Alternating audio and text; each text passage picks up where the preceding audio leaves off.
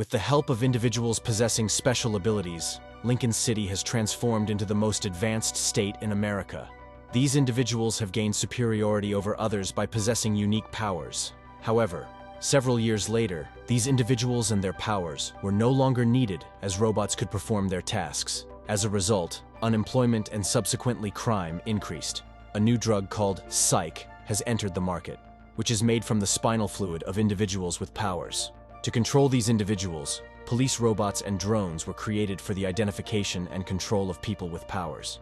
Initially, you see a person named Connor awakens his mother, Mary, who has strange wounds on her hands. Connor makes coffee, and over breakfast, they discuss what type of vegetables they want to be if they were vegetables. Then you see Connor filling out an interview form, unsure whether to reveal his power or not. After the interview, he goes back to his previous job with a plea to his employer to let him work for him again today. In this building, most people with powers are employed. People who are electrokinetic, telekinetic, pyrokinetic, and brawn. The Lincoln City Police arrive and want to know if these individuals are working without permits or not. They are told to take off their hats and look up so that the drone above them can scan them. The police realize that more than half of them have powers, so they tell them to gather and go get permits to work. But the workers say they don't have money for that. The attention of the police is drawn to someone who does not raise his head, but eventually, he does so under police threat, revealing that he is wanted. The police handcuff him, but with the pyro power he has, he injures the police and begins to flee. Immediately, police robots are deployed to the ground and shoot the individual. Then the police tell the rest of the people to lie face down on the ground. In the next scene, you see a group of police officers raiding an apartment and breaking into a house. Upon entry, a person throws a weight at the head of a police robot, but the police manage to apprehend him in the room. Later, police discover a hidden compartment behind a door, where a large quantity of the psych drug is being produced. The police set fire to all the materials and reported it in the news. At night, Connor goes to the supermarket where his mother works. His mother has caused trouble with her cryokinetic power, resulting in a frozen sauce on the ground, and her boss is yelling at her. Connor arrives and the argument escalates until both of them are kicked out of the store. On their way back, Connor tells his mother that she needs to start chemotherapy, but Mary tells him they don't have the money for chemotherapy, and Connor is behaving like a father he lost at the age of 5. The next morning, Connor and some other people wait for someone to come to them for work, but they face bullying and harassment. Shortly after, the Lincoln Power Car arrives with a person named Garrett, looking for a Class 2 electric person. At first, no one wants to cooperate, but eventually Connor agrees. It's night, and a seemingly mute person named Freddy gives him clothes to wear. Then they go to an electric fence that Connor has to unlock with his power, but Connor burns its electrical system from the source. The team marvels at his power. Then a girl named Maddie, who is a pyro, melts the chains. Inside their hideout, they are moving some blue barrels into the van, and it is clear that the mute person is brawn and has superhuman strength. Meanwhile, the guard sees them there and requests identification. Garrett takes his wireless away, using his power, and locks him in a trash bin. Then they leave from there. On the police radio, the crime and the description of their van are reported. Despite Connor's suggestion to drop off, Garrett says the job is not finished yet, and in a secluded alley, they start peeling off the red cover of the car. After moving, a police drone becomes suspicious of them, but continues on its way. In the end, they enter a garage, and Garrett tells a bald man that they brought the shipment and are looking for someone named Sutcliffe. The bald man guides them through a narrow corridor. Sutcliffe is a mind reader who is being threatened by a mafia. The mafia is the chief of the trust, and tells him to read the mind of a girl next to him. Sutcliffe does so, and says she's thinking of various ways to slit his throat. The mafia tells him he has 1 week to pay. Afterward, they leave, and Garrett, his group, and Connor arrive. Garrett introduces Connor to Sutcliffe, and Sutcliffe reads Connor's mind, saying he's angry. Then he tells Nia to show Connor around. As they sit at the bar, Nia says whatever he wants is on Sutcliffe's, but Connor says he doesn't want anything. Sutcliffe and Garrett start talking, and Sutcliffe says he can't pay Garrett right now and needs to buy more time with the money he has. Otherwise, the trust will mess everything up, which is detrimental to everyone. Later, Sutcliffe tells Garrett to work on Connor and his electric power because it suits their needs. When everything is done, Garrett drops off Connor in a place and gives him $300 as payment, telling him he has another job for him tomorrow with a much higher payment, saying he's talented and will be waiting for him here tomorrow. Connor returns home and tells his mother he was at a construction site. Then Mary sits beside him and says she has returned to her previous job.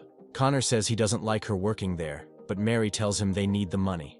In the next scene, Nia goes to Sutcliffe and tells him she wants to quit. Sutcliffe shows her the psych drugs and asks her if she wants this. Then he pulls her towards him, and they start consuming it together. The next morning, two police officers named Alex and Davis are investigating the crime scene. Davis tells Alex that an electric person disabled the entire fence. Alex says the number of electric people with this power is low and wants to investigate it further. Connor is waiting at yesterday's location with the people from yesterday. A car arrives, and two electric people are wanted. Meanwhile, Garrett arrives, and Connor prefers to go with Garrett. They sit down in a restaurant with Freddie and Maddie, and Garrett asks Connor why he's working with them instead of doing a regular job. Connor tells him they don't pay him enough. Garrett asks what he needs the money for because he wants to know who he's working with. Connor responds that his mother is sick. Then Garrett nods, and the two of them get up and leave the restaurant. Garrett tells him that in a few days, they plan to rob a bank, and Connor needs to be ready. So he activates a car alarm and tells him to turn it off. Connor asks about his share, and Garrett says $25,000. Then Connor turns off the car alarm. On the way, Garrett asks about Connor's father, and learns that Connor's father was an electric person. Now Garrett wants to train him to become a stronger electric person and tells him he is and always will be a Class 5 electric, and he should not hide his power. They go to a rundown place, and Garrett gives Connor a lamp and tells him to light it, but Connor struggles at first and burns it. After a few hours of practice, Connor can keep 4 lamps light on simultaneously without burning them. He also tells him that they built this city, but ordinary people don't like them, so they brought them down. Garrett also wants to teach Connor the ins and outs of their business, and use Connor to get money from other dealers. In the final exercise, he manages to keep 8 lamps on simultaneously without burning them, and burns them all off at Garrett's command.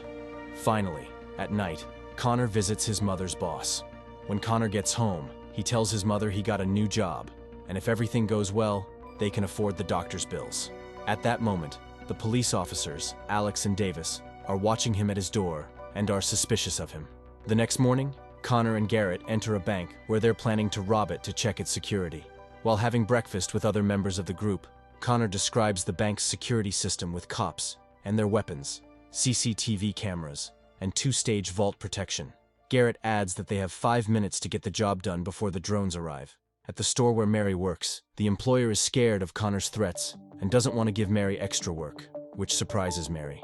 It's nighttime, and Garrett's team is ready for the operation. They enter the bank, knock out the guards, and when Connor disables the vault's electrical system with his power, it triggers the alarm, leading to a police drone being activated and directed toward them. They threaten the bank employee and force her to open the vault. When it's opened, Garrett sees that most of the money isn't in the vault. He demands the remaining $500,000 from the employee, who tells him they moved the money elsewhere at 4 p.m. today. They quickly gather the present money and leave the bank. At that moment, the police drone arrives and orders them to lie down, or it will shoot them. Garrett tells Connor to shock the police drone before they get arrested, which he does with his strong electric power, causing it to crash. Garrett goes with the money to Sutcliffe, who goes after the rest of the money, and Garrett explains to him what happened. Then he tells him that Sutcliffe is responsible for this mistake. At that moment, the mafia girl, who had changed her face, shoots Sutcliffe with her gun. Sutcliffe's bodyguard takes the bullets for him, and when Connor intervenes, she slashes Connor's hand with a knife. The bodyguard shoots the girl and kills her. The bodyguard has the power to withstand bullet hits. The attack was carried out by the Trust Group, and Garrett suggests hitting them tonight before they find them again. But Sutcliffe says this is his business, and he is the one to order. And also, Trust isn't a group to mess with. Shortly after, Connor goes to Nia, who is consuming a psych drug. They have a conversation, and Connor realizes that Nia is a healer because she heals his injured hand. When Connor gets home, his mother calls him, and in front of her is all the money he obtained. Mary asks him where he got this money from. When Mary realizes the truth, she feels bad, and the glass of water in her hand starts to freeze. She collapses, so Connor takes her to the hospital. At the hospital, the doctor tells him the tumor has grown significantly, and if he wants to treat it, she needs surgery right now. Outside the hospital, Connor meets Alex and Davis, and they take Connor for interrogation. In the interrogation room, they ask about the recent theft, Garrett and Sutcliffe, and Connor tells them they got the wrong person. In the end, they see they have no evidence against Connor and decide to set him free. After Connor is released by the police, Garrett arrives and Connor gets into his car. He asks him what he told the police, and Connor says he didn't say anything, but he requests a meeting with Sutcliffe. Upon entering Sutcliffe's garage, Connor has a proposition for him: to compensate for all the damages caused, in return for capturing Nia to cure his mother. Also, Garrett wants to partner with Sutcliffe because this is a big business, and one person can't manage it all. Then they get to work and prepare the operation plan for the retrieval of the lost psych drug. They calculate the surveillance cameras, the route to the bank, and the distance of police drones to the operation site. On the day of the operation, the police, along with the bag of psych drugs, enter a security truck and head towards the bank. The drones also do not have the right to fly near that truck. Garrett's team blocks the route, and the truck driver is forced to change the route. In a narrow alley where the whole team, including Connor, is lying in wait, Garrett blocks the entire route of the truck with a garbage truck, and Connor disables the truck with his electricity power, then heads towards the police robots. The police immediately ask for backup. Meanwhile, Maddie creates a hole inside the truck with her pyro power, and Freddy throws tear gas inside it, causing the police to exit. Meanwhile, a drone can't wait for the ground troops to arrive and move towards them. Sutcliffe's men take the bags containing the psych drugs from them, and despite the police's request for mercy, they shoot them. Suddenly, Sutcliffe's men betray them, and after killing Maddie, they start shooting towards Garrett and his people. Then they leave with bags containing psych drugs. But two of Sutcliffe's men remain to finish the job. The police drone arrives and drops its police robots. Garrett and his people flee, but the remaining Sutcliffe men are killed by these robots. When they reach the end of the alley, Garrett realizes that Freddy has been shot and tells Connor they need to get him into the car. Connor tells him they need to take Freddy to the hospital. Garrett tries to calm Freddy down, but halfway there, he dies from bleeding out. Later, they use a ruin as a shelter. When they are burning their bloody clothes, Garrett says Sutcliffe betrayed them, but Connor tells him the plan was going well, and it was because of his greed that Sutcliffe deceived them. Then Connor leaves and goes to his mother. In the hospital, he takes Mary's hand, and Mary asks him where he has been. Connor, crying, says he was trying to fix things and says he can fix this situation. But Mary tells him he needs to let her go, and let go of her son's hand. At Sutcliffe's headquarters, his bodyguard arrives with 2 bags full of psych drug, and Sutcliffe is excited to see all these. Nia asks him where the others are, and Sutcliffe silences her with a glass of psych, and says her father still owes him a lot of money. Nia goes into the bathroom and consumes psych while crying. Alex and Davis at the police station figure out the nature of Sutcliffe's team and Connor and what they have done, so they receive an order to find and arrest Connor. Then Alex goes to his ex-wife looking for his daughter. While walking with his daughter, one of Connor's friends approaches him and gives him a card. At night, Alex enters a cafe where Connor is sitting and waiting for him. Alex sits next to him but pulls out his gun and points it at him. Connor tells him he wants to reveal Sutcliffe's whereabouts to the police in exchange for paying for his mother's treatment. He says his life means nothing without her. The police examine the Sutcliffe headquarters with their drones and get ready to attack the club.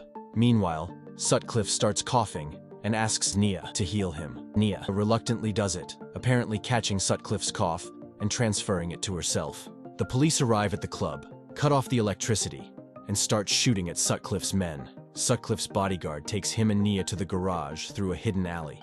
But when they reach the garage, Garrett has set an ambush for them. He shoots Sutcliffe and then his bodyguard. The bodyguard attacks Garrett, and Garrett manages to hold him off to some extent with his power, then calls out loudly for Connor, and Connor hits the bodyguard with his electricity power. Neither bullets nor tracers have any effect on the bodyguard, and he starts choking Connor. Garrett tries to stop him but cannot until he inserts a sharp object into his eyes, and Connor pierces his brain with his electricity. At the same time, Sutcliffe grabs his gun and threatens Nia to come and heal him. Nia approaches Sutcliffe, takes the gun from him, and then Connor and Garrett come over to Sutcliffe. Garrett, as an act of revenge for Maddie and Freddy, chokes him with his power. Connor turns to Nia and tells her to just heal his mother, and then she's free to go. Nia tells him it's not that easy and shows him the wound she got from Connor. Only a healer can heal a person by absorbing the person's illness, and healing Connor's mother can kill Nia. Garrett gives Connor the gun and tells him to do what he came here for. The next scene shows Connor taking Nia to the hospital. They enter the room, and Connor threatens her to heal his mother. Nia starts absorbing Mary's illness. Her face begins to change color, but Connor can't stand it and stops her. At that moment, his mother wakes up takes her son's hand, freezes, and dies. In the club, the police arrive in the garage and find Sutcliffe's body, but Garrett has the psych drugs. Connor, along with Nia, goes to the Lincoln City Police Department. Connor tells her that the car has a full tank, and Nia can go wherever she wants with the car, then apologizes to her. The next day, Alex and Davis are thanked and rewarded for destroying Sutcliffe. Garrett also pays off all of Sutcliffe's debts to the trust team and tells them he is ready to work with them. Connor is also at his mother's grave, talking to her tombstone. Apparently, he has turned himself into the police and will soon go to prison. Nia has also gone to visit her father in prison, and they are both very happy to see each other.